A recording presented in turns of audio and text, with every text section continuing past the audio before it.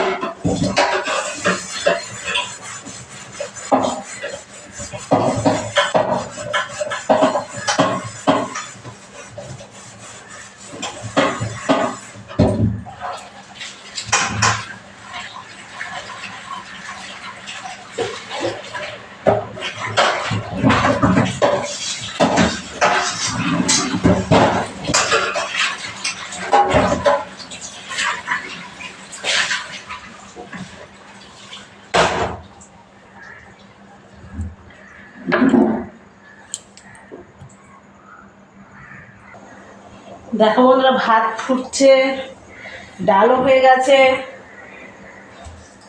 সমস্ত কাজ আমার হয়ে যাচ্ছে এক এক করে।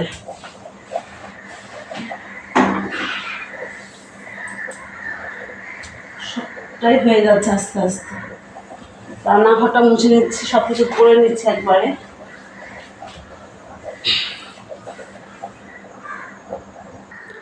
দেখো বন্ধুরা, ভাত আর তরকারি হয়ে গেছে, রান্নাঘর সমস্ত কাজ দেখো আমার হয়ে গেছে।